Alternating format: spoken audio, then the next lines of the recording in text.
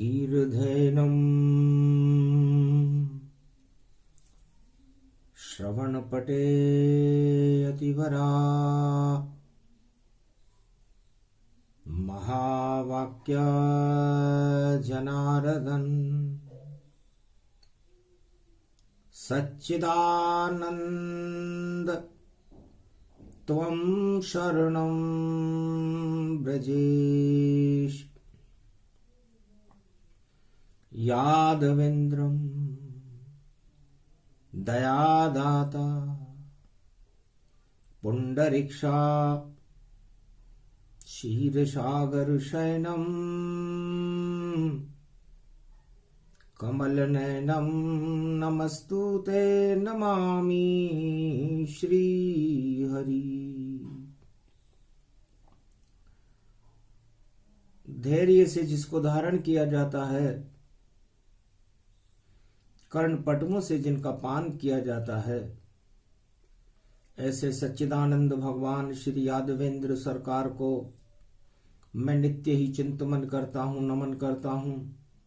जिनको नमन करने से मंगलादि मंगल तो हो ही जाते हैं, साथ ही में बहुत बड़ा बल मिलता है मनुष्यों को। श्री कृष्णाय गोविंदाय माधवाय नंदनंदनाय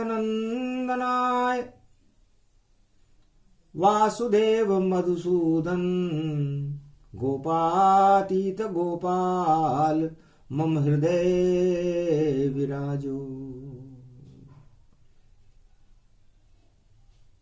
भगवान श्री कृष्ण जो गोपातीत हैं, जो गोलोक में सदा प्रकाशमान रहते हैं, ब्रज में अपनी लीलाओं से सारे त्रिलोक को सम्मोहित करते रहते हैं,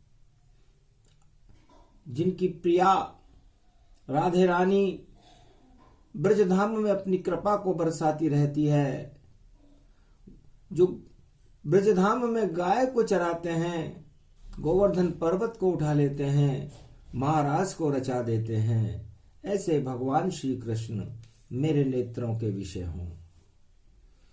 जिनकी 16 कला, जिनका वैभव, जिनके रूप का वर्णन, जिनकी बांसुरी में से सदा प्रेम रस टपकता रहता है, जिसकी बांसुरी पे पूरा त्रिलोक मंत्र मुग्ध हो जाता है, गोप ग्वाल नाचने लग जाते हैं, ऐसे भगवान श्री कृष्ण मेरे नेत्रों के विषय हों।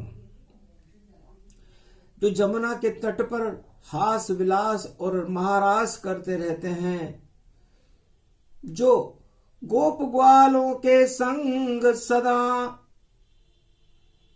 ब्रजधाम में विचरण करते हैं, ऐसे कृष्ण भगवान के श्री चरण हम अपने नयन में भरते हैं।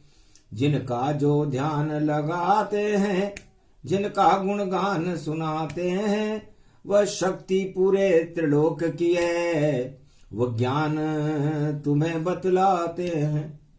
सबसे बड़ा ही ज्ञान है और ज्ञान से बड़ा भगवान, और इस जग में सबसे बड़ा देखो अमृत पान। तो है अर्जुन, इस कर्म क्षेत्र के अंदर जो गीता में तुम्हें सुना रहा हूं, उसका परिणाम क्या होगा और कर्मों का फल किसको क्या मिला, वही गीता का ज्ञान है। और कर्म गति गति जान, अपने अपने कर्म की गति भोगे सब इंसान। तो कर्मों की गति भोगने के लिए इस मृत्यु लोक में आना पड़ता है। अर्जुन, ये कर्मों की प्रधानता महाभारत करवा देती है, और उसका परिणाम सुखद शुभ कर्म करने वाले के लिए होता है और दुखद अशुभ कर्म करने वाले के लिए होता है। सुख और दुख जीवन की अनुभूतियां हैं, और हर मनुष्य इस मृत्यु लोक में सुख की कामना करता है, पर कर्म नहीं वह शुभ करे तो फल भी नहीं शुभ होए। जैसा कर्म वैसी गति वैसा ही फल होए। सियावर रामचंद्र शंकर हरिओ। तो कर्मों के ऊपर आधारित है ये गीता, और कर्म के देवता शनि देव हैं। आज शनिवार का दिन है, इससे शनि जिसके लग जाए अगर तो कर्मों का दंड दिलाता है। गर शुभ कर्म होते हैं जिन भक्तों के उनके वह भाग्य जगाता है। तो मकर राशि में शनि है इस कलयुग के माय, और महाभारत के काल में और देखो शनि प्रगटाए। शनिदेव महाभारत काल में प्रकट हो गए। भगवान कृष्ण से शनिदेव ने पूछा, गिरवरधारी गिरधारी नटवर नागर क्यों आए हो? क्यों खड़े युद्ध मैदान में तुम, और क्या शक्ति प्रगटाए हो? मैं समझ न पाया कुछ भी यहां, कर्मों का फल मैं देता हूं। फिर इस महाभारत के कुरुक्षेत्र मैदान में रथ लेकर क्यों आए हो? शनिदेव ने भगवान कृष्ण से प्रश्न पूछ लिया कि महाराज कर्मों के फल तो मैं देता हूं और ये मेरा कार्य है, शनि कर्म को ही कहते हैं, और जब कर्मों का फल मुझे देना है तो यहां आपकी क्या जरूरत है महाराज? मुझे समझाओ। तब कहा कृष्ण ने हंस करके, और प्रश्न तुम्हारा अच्छा है, और युद्ध के मैदान में कृष्ण यहां, और देखो पूरा सच्चा है। सत्य और शुभ कर्म का मैं देने आया साथ। तुमको जो करना करो ये द्वापर की बात है। शनिदेव इस समय तुम मकर राशि में हो और मगर टांग खींचने का काम करता है, और मैं मिथुन राशि में हूं। कृष्ण है मेरा नाम। तो मिथुन राशि बुद्ध की होती है। तो मैं तो बुद्धि को प्रकट करने ब्रजधाम भारत में आया हूं, और जो बुद्धि के साथ रहे उन पर कृपा दिखाने आया हूं। तो बुद्धि से शुभ कर्म सब, और जो भी करे यहां को वही मेरा अपना है, और बाकी सब क्षय हो। इसलिए है शनिदेव जो बुद्धि के साथ मेरे साथ होगा, मेरी शरण में रहेगा, वो मेरी कृपा का पात्र बनेगा।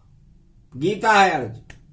और जो अशुभ बुद्धि के साथ अशुभ कर्म करता हुआ विपक्ष में बैठेगा और बुद्धि और शांति का विरोध करेगा, उनको क्षय करना ही मेरा काम है। तो तुम तो अपना काम करो शनिदेव, क्योंकि तुमको युद्ध नहीं करना है, कर्म देखते रहो यहां, तुमको तो बस फल देना है। और कर्म प्रधान विश्व करी राखा, जैसे कर्म वैसे फल चाखा। तो जो शुभ कर्म करेगा उसका फल शुभ होगा, और जो अशुभ कर्म करेगा उसका फल अशुभ होगा। और कर्मों के फल को देने का काम आपका है। आप जानो, आपका काम जाने। शनिदेव चुप हो गए सुनकर कृष्ण की बात। अरे कौरव सारे मात खाएंगे, जीत आपके हाथ। शनिदेव ने कहा मेरा फैसला आपके पक्ष में है, क्योंकि आप शुभ कर्मों के लिए यहां पर खड़े हुए हो और ये अशुभ कर्मों के लिए संघर्ष कर रहे हैं। तो अशुभता को प्राप्त करने के लिए यदि कोई संघर्ष किया जाए तो उसका फल अशुभ होता है।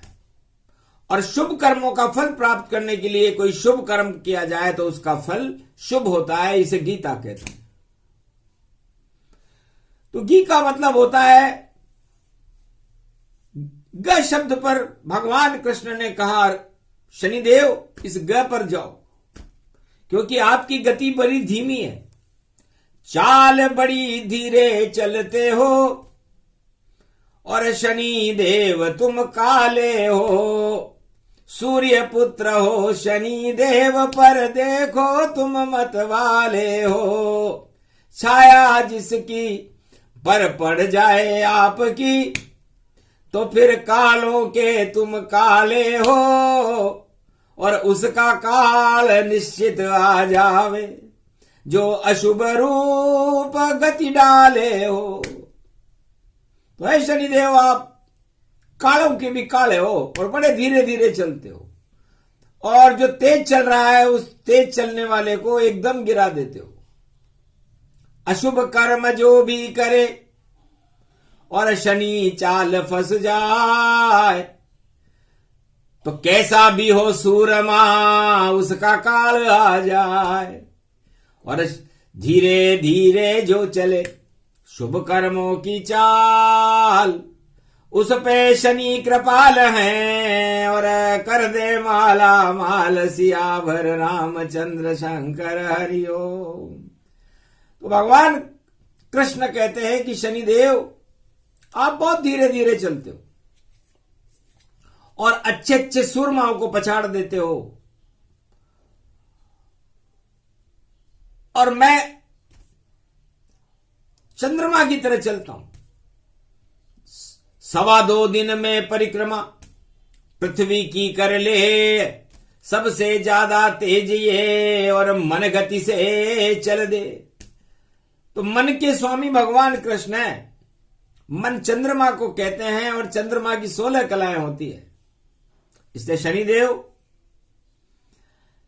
मेरी चाल अजब गजब और तुरंत चले मैं चालाऊं चाल, और जब चलती है कृष्ण की चाल तो नहीं गलती है किसी की दाल। तो फिर किसी की दाल नहीं गलती मेरे सामने। तो हे शनिदेव आप अपना काम करो। 18 दिन महाभारत है और इधर खड़ा है रथ अर्जुन का, उसके श्री कृष्ण यहां सारथ है। सारथी हूं मैं। और इस महाभारत का सार ज्ञान है। ज्ञान और अज्ञान का युद्ध है, सत्ता और सत्य का युद्ध है। तो सारी संसार की अज्ञानता को मैंने एक जगह इकट्ठा कर लिया। किसी किसी से लड़ने जाता मैं और कैसे काल चलाता मैं, सबको मैंने एकत्र कर लिया यहां और महाभारत करवाता मैं। महाभारत कौरव पांडव का और शनि में ही करवाता हूं। जब मेरी इच्छा होती है मैं भारत में आ जाता हूं। तो काल कर्म की गति को समझ सके नहीं कोई, जैसे इच्छा हरि की वैसा ही सब हो। इसलिए है शनिदेव आप नवग्रह हो, और नवग्रह सूर्य के चक्कर लगाते रहते हैं। तो आप शनि सूर्य भगवान के जो आपके पिताजी हैं, आप अपने पिताजी के सामने जाने से डरते हो, धीरे धीरे चलते हो, क्योंकि पिताजी के साथ पिताजी पूछेंगे बेटा कहां है, तो बेटा तो धीरे धीरे चल रहा है। तो शनि कर्म का देवता चलता धीरी चाल, और सूरज उनके पिता हैं जो करते दिव्य प्रकाश। तो आपके पिता का प्रकाश तो सारे संसार में छाया रहता है शनिदेव, और आप इस समय महाभारत की छाया बनकर के खड़े हो। तो 10 और 8 18 होते हैं, और शनिदेव आपका मकान ये 10 है, क्योंकि 10 और 11 जानिए, और 10 भी कर्म समान, जो जन्मे 10 में करे देखो कर्म इंसान। और 8 मृत्यु का अंक होता है। तो 8 मैं हूं, क्योंकि अष्टमी को मैं जन्मा हूं, और 8 में गर्भ से मैंने कंस की मृत्यु की है, और 8 का अंक आपका ही होता है। शनि का अंक ये 8 है, और 8 कृष्ण भगवान। शनि देव मेरे अंदर भी और छाया तुम्हारी जान। तो मैं कर्मों का फल भी देता हूं, और मैं खुद भी कर्म हूं, और मैं खुद ही शनि बन जाता हूं जब मेरी इच्छा होती है। तो इस समय मैं शनि बना हुआ हूं। आप छोटे शनि हो, शनिदेव, आप 10वें घर के मालिक हो। 10वीं राशि मकर को कहते हैं। इस समय आप मकर में हो, कलयुग में, और 8 में मैं हूं, क्योंकि मैं जाऊंगा 11 में।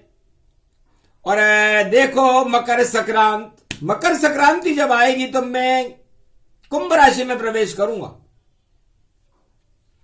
तो कुंभ में चले चाल शनि की, और देखो 11वां रूप बने, और 11वां रूप हनुमान बने, तो भैया दिव्य स्वरूप बने। तो चारों युग परताप तुम्हारा, है प्रसिद्ध जगत उजियारा। तो ये 11वां रुद्र है, हनुमान जी हैं। और मकर संक्रांति पर मकर ध्वज से मिलने पाताल लोक में हनुमान जी जाएंगे, क्योंकि हर मकर संक्रांति को वो अपने पुत्र से मिलते हैं। और शनिदेव तुम्हारे पिताजी 7 घोड़ों के रथ की बग्गी में बैठ करके मकर में सूर्य बन करके अपना जन्मदिन मनाते हैं। इसलिए भाग्य को बदल देती मकर संक्रांति,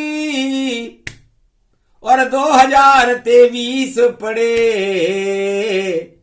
और पुरुषोत्तम का मास है देखो, स्वागत में मां खड़े खड़े।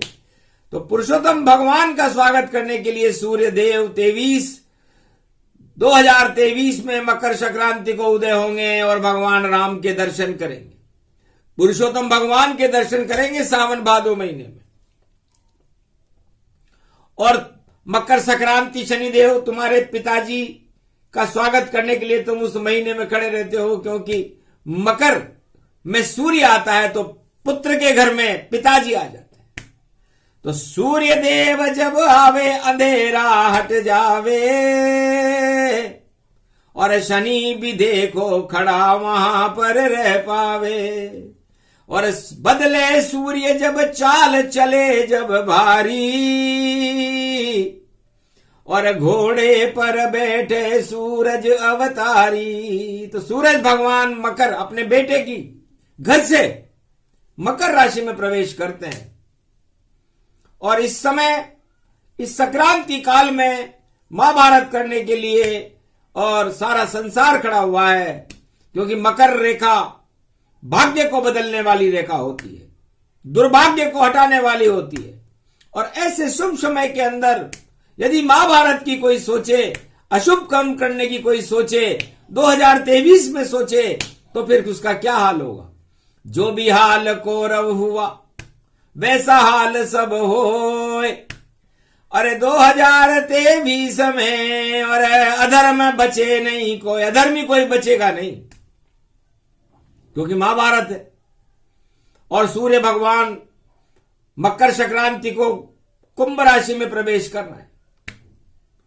तो कुंभ राशि में प्रवेश करेंगे तो उनके पास कौन सी शक्ति होगी? हनुमान जी की शक्ति होगी। तो सूर्य आ गए और प्रवेश करेंगे कुंभ में। तो कुंभ किसको कहते हैं? हवा को कहते हैं। तो आग और हवा मिले दोनों दावानल फैलाती है, और आग हवा के संग चले तो आग वहां बढ़ती जाती है। तो ऐसी आग महाभारत में और फैलेगी यहां आए, कौन रोकने वाला उसको गीता रोके जाए। अब जब ऐसी आग लगेगी इस महाभारत में तो उसे रोकेगा कौन?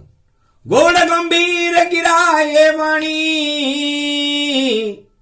ग्रह नक्षत्र प्रकट में जानी। कुंभ शनि की चाल को और देखो समझो जाए, जो समझेगा ग्रह चाल को वही विजेता, वही विजेता होगा जो इस आग और हवा की चाल को समझ जाएगा। दावानल फैले भारी, पुरुषोत्तम धर्म फैला देगा, और जितने अधर्म होंगे 2023 में सब में आग लगा देगा। तो अधर्म का ही नाश हो और अधर्म ध्वजा लहराए, ये गीता का ज्ञान है। बोले कलयुग में कृष्ण यदुराय। भगवान कृष्ण ने कहा ये कलयुग की गीता है भैया, और कलयुग में महाभारत का संदेश सुना रहे हैं भगवान कृष्ण। गीता शुरू ही नहीं की अभी, तो तीसरा तीर है ये, और ये तीसरा तीर कर्मों का फल है। तो द्वापर युग में महाभारत का परिणाम और कर्मों का फल किसने क्या भोगा ये किसी को भी पता नहीं है। अर्जुन, तुम तो केवल युद्ध करने के लिए खड़े थे और हम उनके कर्मों का फल देने के लिए खड़े थे। आओ कुछ बतला दे तुमको, किसको क्या क्या मिला खजान, और कौन गया शमशान में देखो, और कौन बनाया राजा महान।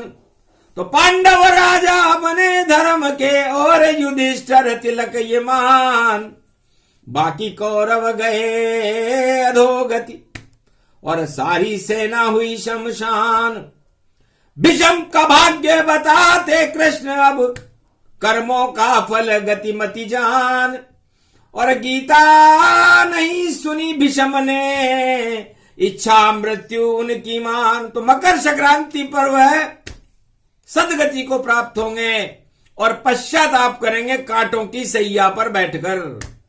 ये कर्मों का फल है। भीष्म पितामह यदि वहां बोल जाते और अपनी पुत्र वधू के चीर खींचने में यदि उनका योगदान, ब्रह्मचारी थे, उन्होंने उस अधर्म को होते हुए देखा, उसका परिणाम कांटों की सैया पर इच्छा मृत्यु प्राप्त करने के लिए गंगा पुत्र भीष्म लेटे हुए हैं। ये गीता और कर्मों का फल है।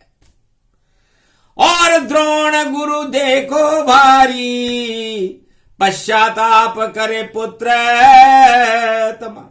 पुत्र मारा गया, अश्वत्थामा हतो नरो वा कुंजरो, कुछ भी नहीं मिला द्रोण को। गुरु होते हुए भी अपने पुत्र की मृत्यु का पश्चाताप कर रहे हैं गुरु द्रोण। और द्रौपदी अपने साथ हुए अन्याय का बदला जब भगवान कृष्ण की कृपा से चुक गया, नारी की लाज बच गई, तो विजेता है। तो 2 पद आगे आ गई और मिला उसे सम्मान।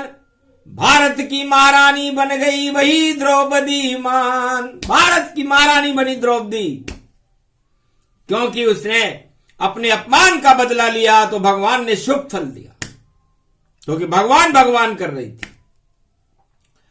और उस गलती का प्रायश्चित अर्जुन तुम्हें क्या करना पड़ा? 12 वर्ष भूखे रहे अज्ञात के वास।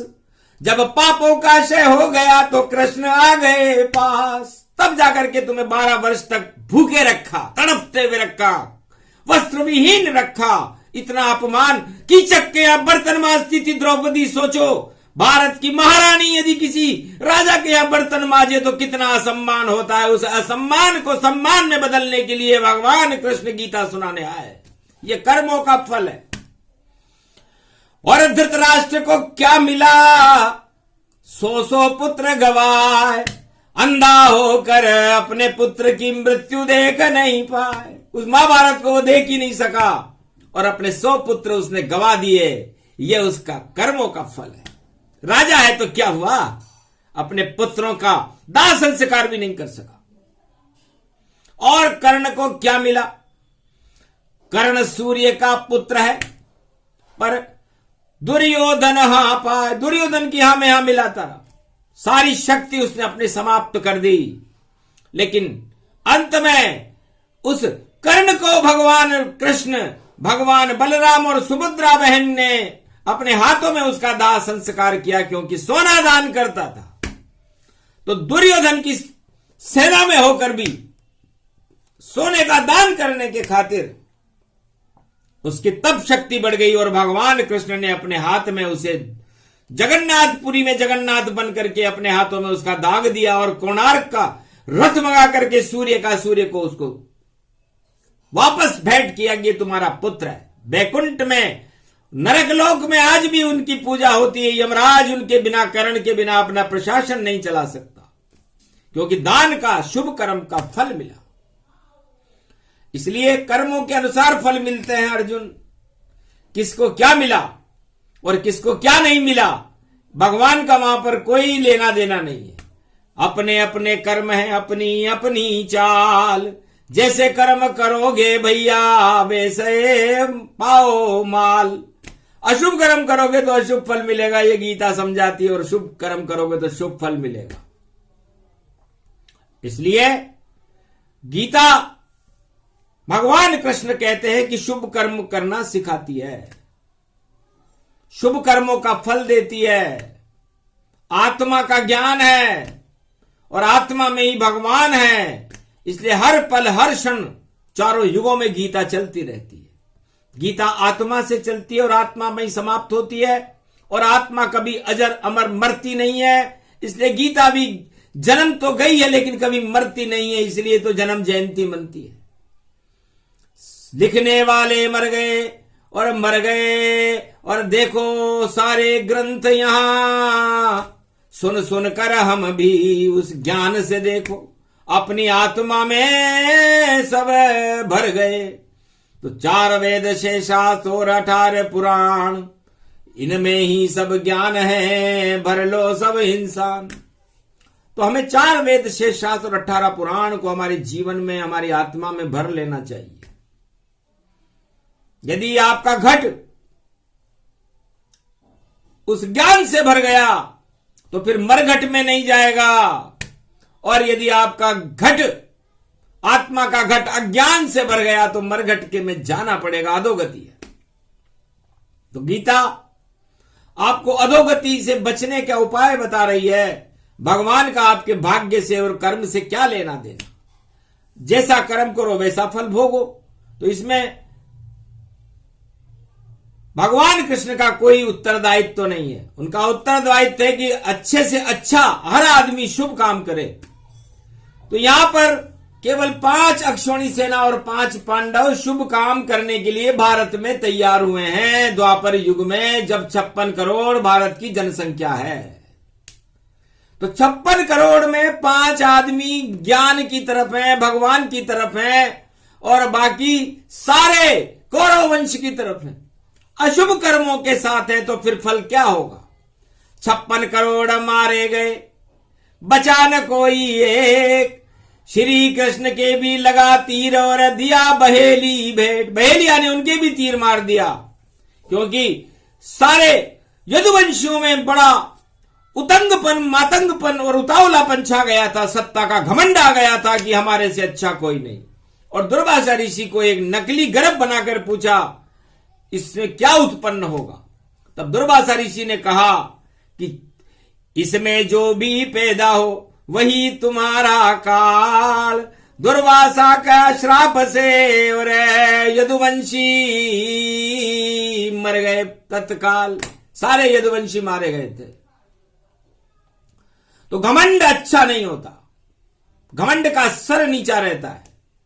इसलिए गगन और गीता का एक ही शब्द है। गी का मतलब होता है गिरना, और ता का मतलब वापस इस गिरे हुए शरीर को इस बैतरणी नदी में तैरा करके वापस गगन में पहुंचना, आकाश में पहुंच जाना, उसे गीता कहते हैं।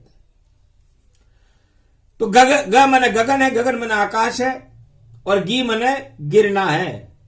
तो इस भवसागर के अंदर भगवान ने आपको गगन से इस भवसागर में गिरा दिया। अब गिर उठकर कैसे जाओगे?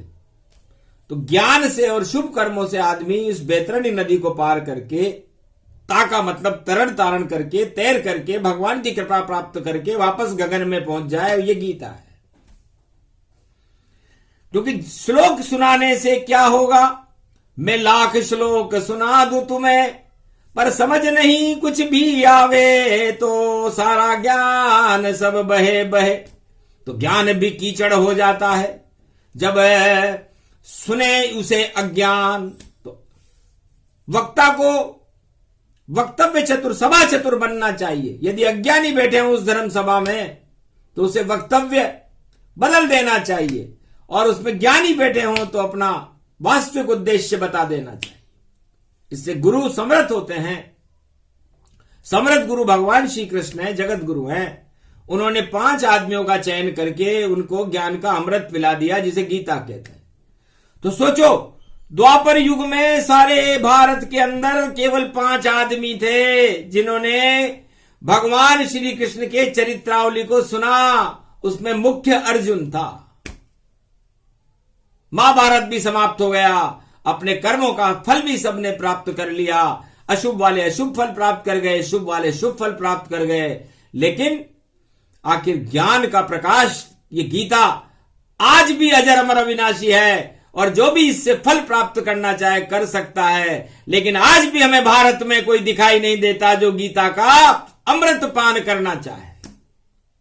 सुनते तो लाखों यहां, पढ़ते अरब हजार, पर सारे ही बेकार हैं जब तक करे नहीं अपना उद्धार।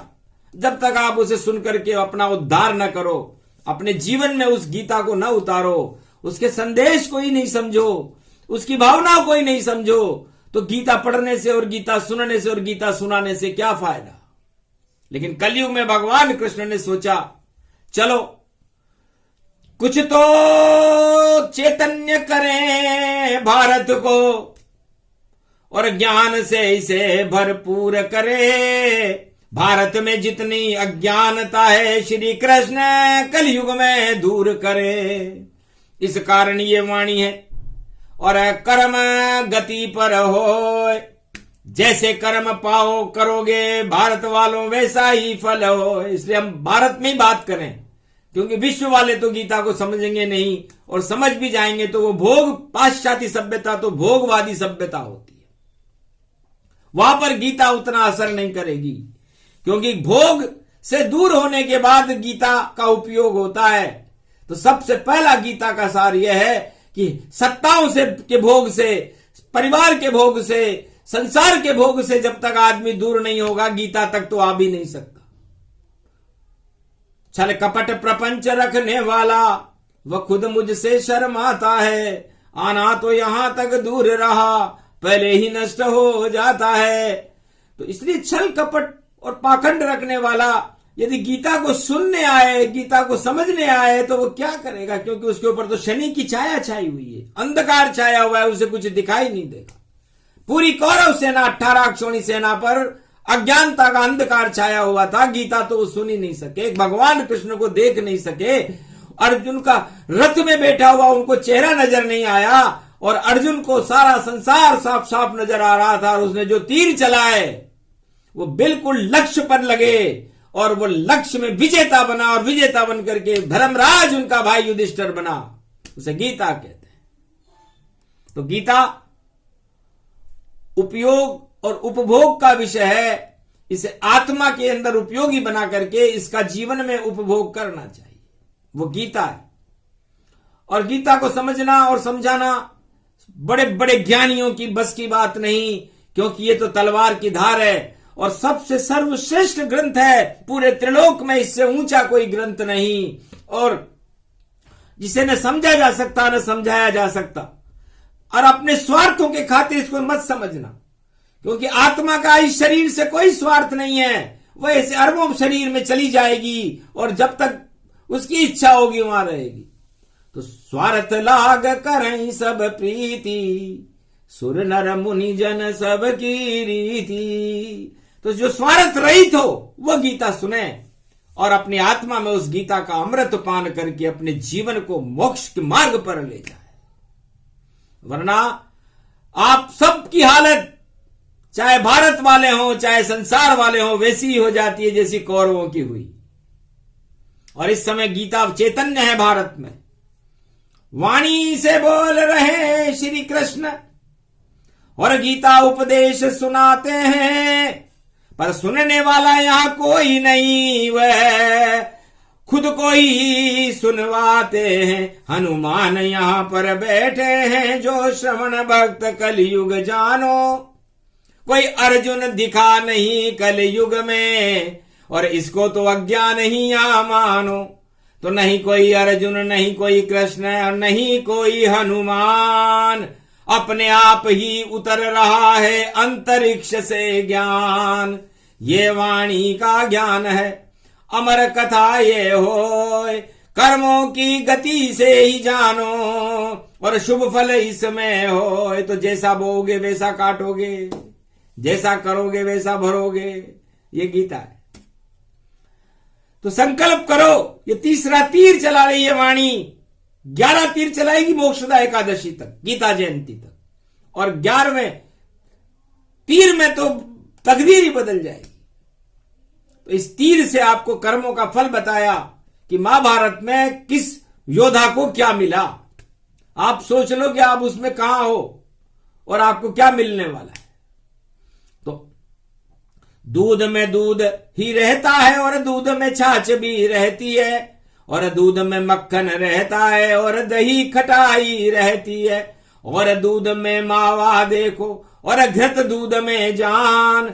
अष्ट कला वर्ग युक्त है ये गोरस मान। 8 कला युक्त है ये दुग्ध गोरस, लेकिन आपको उसे निकालने की कला आनी चाहिए। तो गीता भी अष्ट वर्ग युक्त है, और इस अष्ट वर्ग युक्त में से इस युक्तियों को निकालना हर मनुष्य के बस की बात नहीं। इसलिए गहन रूप ये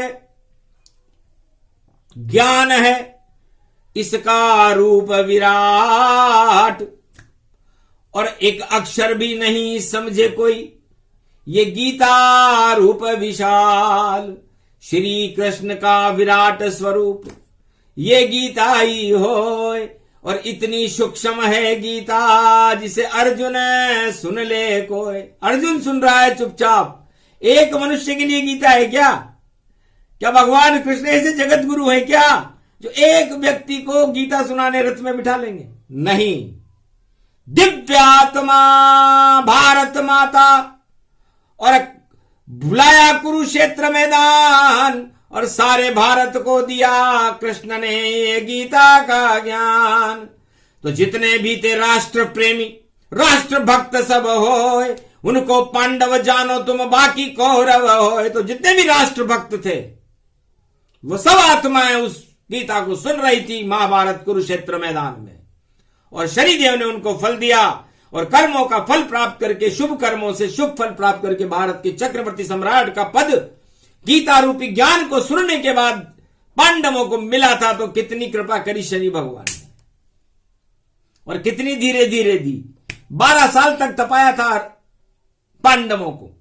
13वें साल में जाकर के 13वां महीना आया, तो ये 13वां महीना आ चुका, 2023 में होगा।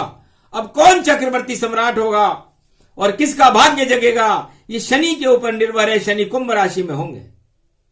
तो भूत भविष्य वर्तमान और तीनों दिया बतलाए, ये गीता का ज्ञान है जिसे कलयुग कृष्ण सुनाए। ये प्रसंग जो भी सुने भाग्य जगे तत्काल, शुभ शुभ कर्म सब करो तो भारत होए विशाल। अशुभ कर्म को टाल दे ये गीता ही होए, जगत गुरु भारत बने इसमें संशय न होए। तो 13वें महीने में भारत जगत गुरु बनने की तरफ जा रहा है। इससे उनका भाग्य जगेगा जो भगवान के मानते हैं। धर्म की जय जयकार होगी और अधर्म का नाश होगा। ये पूरे संकेत मकर संक्रांति के बाद जब शनि कुंभ राशि में प्रवेश करेंगे और पुरुषोत्तम महीने में पुरुषोत्तम भगवान से सावन और भादों के महीने में मिलेंगे, तब तक के दे दिए हैं। जो समझे वह समझ अपना अपना ज्ञान, और गूढ़ रहस्य गूढ़ ज्ञान है। बोले कृष्ण भगवान, बोलो भारत माता की जय, बोलो कृष्ण भगवान की जय, आज की आनंद की जय।